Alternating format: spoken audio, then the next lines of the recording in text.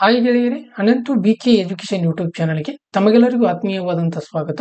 ಈ ಒಂದು ಕ್ಲಾಸಲ್ಲಿ ಫೆಬ್ರವರಿ 28 ಮತ್ತು ಮಾರ್ಚ್ 1ರ GK today current affairs MCQ ಪ್ರಶ್ನೆಗಳನ್ನು ಕನ್ನಡದಲ್ಲಿ ನಾವು ನೋಡಲಿದ್ದೇವೆ. ಈ ಒಂದು ಕ್ಲಾಸ್ನ PDF ನಿಮಗೆ ಏನಾದರೂ ಬೇಕೆಂದ್ರೆ ಅನಂತು BK ಎಜುಕೇಶನ್ ಅಂತ ಟೆಲಿಗ್ರಾಮ್ ಚಾನಲ್ ಇದೆ. ಈ ಒಂದು ಟೆಲಿಗ್ರಾಮ್ ಚಾನಲ್ನಲ್ಲಿ PDF ಅನ್ನು ಡೌನ್ಲೋಡ್ ಮಾಡಿಕೊಳ್ಳಬಹುದು. ಈ ಟೆಲಿಗ್ರಾಮ್ ಚಾನಲ್ನ ಒಂದು ಲಿಂಕ್ ಅನ್ನು ಕೆಳಗಡೆ ಡಿಸ್ಕ್ರಿಪ್ಷನ್ ಬಾಕ್ಸ್ ನಲ್ಲಿ ಕೊಡಲಾಗಿರುತ್ತದೆ. ಅಲ್ಲಿ ಹೋಗಿ ನೀವು PDF ಅನ್ನು ಡೌನ್ಲೋಡ್ ಮಾಡಿಕೊಳ್ಳಬಹುದು. ಹೌದಾ, ಬನ್ನಿ ಗೆಳೆಯರ ಪ್ರಶ್ನೆಗಳನ್ನು ನೋಡೋಣ. Who has been appointed principal secretary to prime minister Narendra Modi? ಪ್ರಧಾನಿ ನರೇಂದ್ರ ಮೋದಿ ಅವರ ಪ್ರಧಾನ ಕಾರ್ಯದರ್ಶಿ ಯಾರನ್ನ ನೇಮಿಸಲಾಗಿದೆ ಅಂತ ಕೇಳಿದ್ದಾರೆ. ಇದಕ್ಕೆ ಸರಿಯಾದಂತ ಉತ್ತರ option A, Shaktikanta Das. Shaktikanta Das RBI ಮಾಜಿ ಗವರ್ನರ್ ಆದಂತಹ ಶಕ್ತಿಕಾಂತ್ ದಾಸ್ ಈಗ ಪ್ರಧಾನಿ ಮೋದಿಯವರ ಪ್ರಧಾನ ಕಾರ್ಯದರ್ಶಿ ಎರಡಾಗಿ ನೇಮಕವಾಗಿರುವಂತದ್ದು. ಇದನ್ನ ಸಚಿವ ಸಂಪುಟವು ಇದನ್ನು ಅನುಮೋದಿಸಿರುವುದು. ದಾಸ್ ಅವರು 1980ರ ದಶಕದ IAS ಅಧಿಕಾರಿಯಾಗಿದ್ದು ಪ್ರಧಾನಿಯವರ ಅವಧಿ ಅಥವಾ ಮುಂದಿನ ಸೂಚನೆ ಬರುವವರೆಗೆ ಸೇವೆಯನ್ನು ಸಲ್ಲಿಸಲಿದ್ದಾರೆ. ಹೌದಾ, ಇನ್ನು next, The Tea Horse Road connected China with which two major regions? Tea horse ರಸ್ತೆಯು ಚೀನಾವನ್ನ ಯಾವ ಎರಡು ಪ್ರಮುಖ ಪ್ರದೇಶಗಳೊಂದಿಗೆ ಸಂಪರ್ಕಿಸುತ್ತದೆ ಅಂತ ಪ್ರಶ್ನೆ ಕೇಳಿದ್ದಾರೆ. ಇದಕ್ಕೆ ಸರಿಯಾದಂತ ಉತ್ತರ ಆಪ್ಷನ್ ಬಿ, ಟಿಬೆಟ್ ಮತ್ತು ಭಾರತ. ಸರಿಯಾದಂತ ಉತ್ತರ ಟಿಬೆಟ್ ಮತ್ತು ಭಾರತ. ಭಾರತಕ್ಕೆ ಚೀನಾದ ರಾಯಭಾರಿ ಕ್ಷು ಪಿಯಾಂಗ್ ಟಿಬೆಟ್ ಮೂಲಕ ಭಾರತ ಚೀನಾ ವ್ಯಾಪಾರದಲ್ಲಿ ಟೀ ಹಾರ್ಸ್ ರಸ್ತೆಯ ಮಹತ್ವವನ್ನು ಹೇಳಿದರು. ಈ ಪ್ರಾಚೀನ ವ್ಯಾಪಾರ ಮಾರ್ಗವು ಚೀನಾ, ಟಿಬೆಟ್ ಮತ್ತು ಭಾರತವನ್ನ ಸಂಪರ್ಕಿಸಿತು. ಇದು ಟಿಬೆಟಿಯನ್ ಕುದುರೆಗಳಿಗೆ ಚಹಾ ವಿನಿಮಯವನ್ನು ಸುಗಮಗೊಳಿಸಿತು. ಟ್ಯಾಂಗ್ ರಾಜವಂಶದ ಅವಧಿಯಲ್ಲಿ ಹುಟ್ಟಿಕೊಂಡ ಇದು ಯುನಾನ್ನ ಮೂಲಕ ಲಾಸ್ಗೆ ಹೋಗುವ ಮಾರ್ಗಗಳನ್ನು ಒಳಗೊಂಡಿತ್ತು ಮತ್ತು ಸಕ್ಕರೆ, ಜವಳಿ ಮತ್ತು ಔಷಧೀಯ ಗಿಡ ಮೂಲಿಕೆಗಳಂತಹ ಸರಕುಗಳನ್ನು ವ್ಯಾಪಾರವನ್ನು ಮಾಡಲು ಇದು ಅನುಕೂಲವಾಗಿರುವಂತದ್ದಾಗಿತ್ತು. ಹೌದು, ಇನ್ನು next, which country has recently launched a new sovereign wealth fund named Daya Anagata Nusantara or Dhanantar ಎಂಬ? ಇತ್ತೀಚೆಗೆ ಯಾವ ದೇಶವು ದಯಾ ಅನಾಗತ ನುಸಂತಾರ್ ಅಥವಾ ಧನಂತರ್ ಎಂಬ ಹೊಸ ಸಾರ್ವಭೌಮ ಸಂಪತ್ತು ನಿಧಿಯನ್ನು ಪ್ರಾರಂಭಿಸಿದೆ ಅಂತ ಕೇಳಿದರೆ ಇದಕ್ಕೆ ಸರಿಯಾದಂತಹ ಉತ್ತರ ಇಂಡೋನೇಷ್ಯಾ. ಸರಿಯಾದಂತ ಉತ್ತರ ಇಂಡೋನೇಷ್ಯಾ ದಯಾ ಅನಾಗತ ನುಸಂತಾರ ಧನಂತರ ಸಾರ್ವಭೌಮ ಸಂಪತ್ತು ನಿಧಿಯನ್ನು ಪ್ರಾರಂಭಿಸಿದ್ದು ಇದು USD 900 ಅಂದ್ರೆ 900 ಶತಕೋಟಿಗೂ ಹೆಚ್ಚಿನ ರಾಜ್ಯ ಆಸ್ತಿಗಳನ್ನು ನಿರ್ವಹಿಸುತ್ತದೆ. ಈ ಧನಂತರವು ಆಗ್ನೇಯ ಏಷ್ಯಾದಲ್ಲಿ ಅತಿ ದೊಡ್ಡ ಸಾರ್ವಭೌಮ ಸಂಪತ್ತು ನಿಧಿಯಾಗಲಿದೆ. ಸಾರ್ವಭೌಮ ಸಂಪತ್ತು ನಿಧಿಗಳು ಇಂಡೋನೇಷ್ಯಾದ ಆರ್ಥಿಕ ಕಾರ್ಯತಂತ್ರವನ್ನು ಬೆಂಬಲಿಸುವ ಮೂಲಕ ರಾಷ್ಟ್ರೀಯ ಸಂಸತ್ತನ್ನು ಬೆಳೆಸಲು ಸಂಪನ್ಮೂಲಗಳು ಮತ್ತು ಉದ್ಯಮಗಳಿಂದ ಹೆಚ್ಚುವರಿ ಆದಾಯವನ್ನು ಹೂಡಿಕೆ ಮಾಡುವಂತಾಗಿರ್ತದೆ. ಹೌದು, ಇನ್ನು ನೆಕ್ಸ್ಟ್,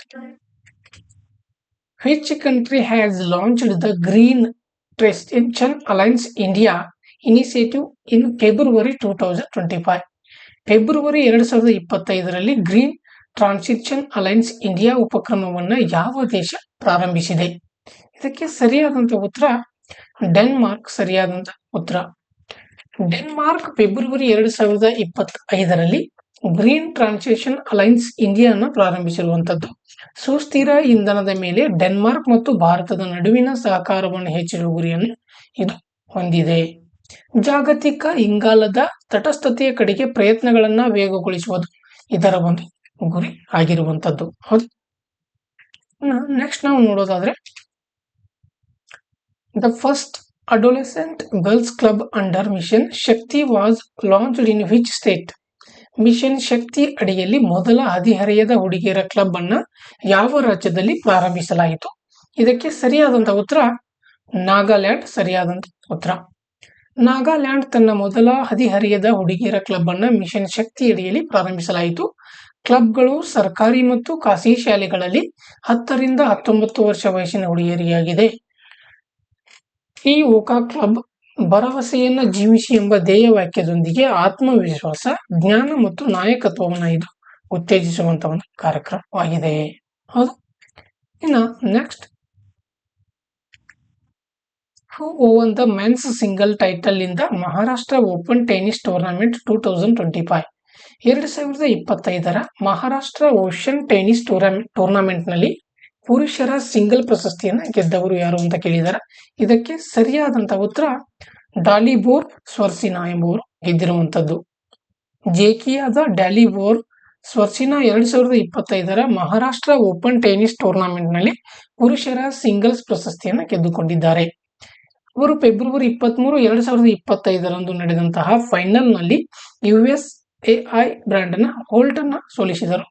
ATP 100 ಚಾಲೆಂಜ್ ಇವೆಂಟ್ ಆಗಿರುವ ಈ ಟೂರ್ನಮೆಂಟ್ ಫೆಬ್ರವರಿ 17ರಿಂದ 23ರವರೆಗೆ ಪುಣೆಯ ಮಹಾಲುಂಗೆ ಬಾಲೆವಾಡಿ ಕ್ರೀಡಾಂಗಣದಲ್ಲಿ 1,60,000 ಬಹುಮಾನ ನಿಧಿಯೊಂದಿಗೆ ಇದು ನಡೆದಿರುವಂತದ್ದು. ಹೌದಾ, 1,60,000 ಬಹುಮಾನ ನಿಧಿಯೊಂದಿಗೆ ಇದು ನಡೆಯಿತು. ಹೌದು. ಇನ್ನ ನೆಕ್ಸ್ಟ್, ಕಲ್ಕಾಡ್ ಮುಂಡಂತುಲಂ ಹುಲಿ ಮೀಸಲು ಪ್ರದೇಶ ಯಾವ ರಾಜ್ಯದಲ್ಲಿದೆ ಅಂತ ಕೇಳಿದ್ದಾರೆ. Kalakad Mundanthurai tiger reserve is located in which state ಅಂತ ಕೇಳಿದ್ದಾರೆ. ಇದಕ್ಕೆ ಸರಿಯಾದಂತ ಉತ್ತರ ತಮಿಳುನಾಡು ಸರಿಯಾದಂತ ಉತ್ತರ.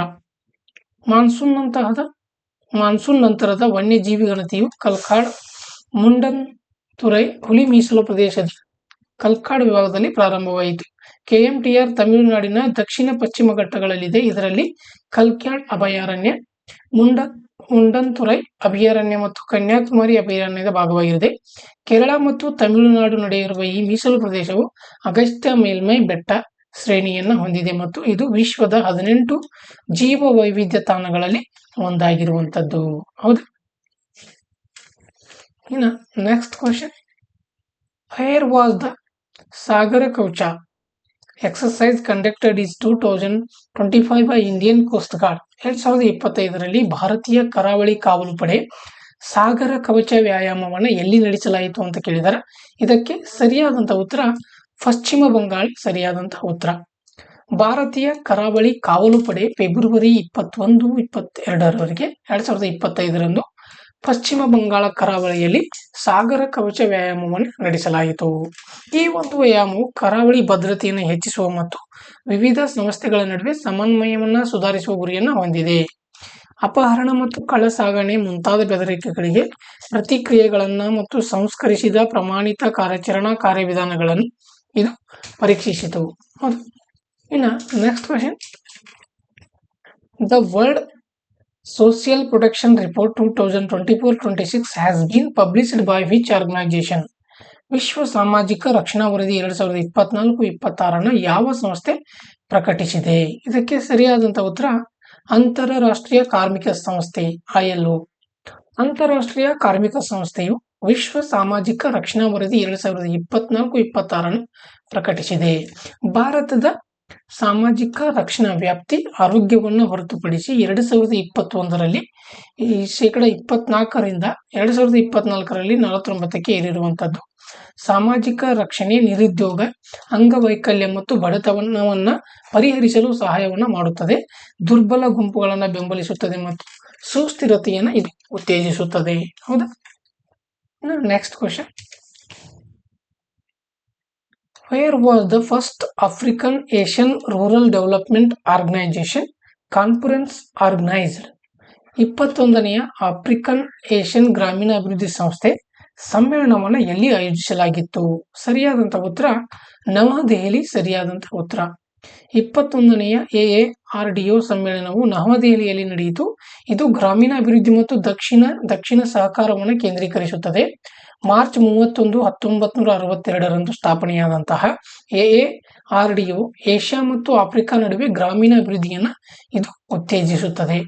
ಇದರ ಗುರಿಗಳಲ್ಲಿ ಕೃಷಿ ನೀತಿಗಳನ್ನು ಹೆಚ್ಚಿಸುವುದು, ಜ್ಞಾನ ವಿನಿಮಯವನ್ನು ಬೆಳೆಸುವುದು ಮತ್ತು ಸುಸ್ಥಿರ ಬೆಳವಣಿಗೆ ಮತ್ತು ಆಹಾರ ಭದ್ರತೆಯನ್ನು ಬೆಂಬಲಿಸುವುದು ಇದರಲ್ಲಿ ಸೇರಿವೆ. ಹೌದು.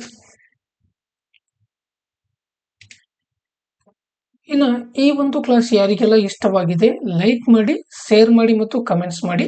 ನನ್ನ ಚಾನೆಲ್ಗೆ ನೀವೇನಾದರೂ ಹೊಸಬರಾಗಿದ್ರೆ ಸಬ್ಸ್ಕ್ರೈಬ್ ಮಾಡ್ಕೊಳ್ಳಿ ಅಂತ ಹೇಳ್ತಾ ಇಂದಿನ ಕ್ಲಾಸನ್ನು ಮುಗಿಸ್ತಾ ಇದ್ದೀನಿ. Thank you.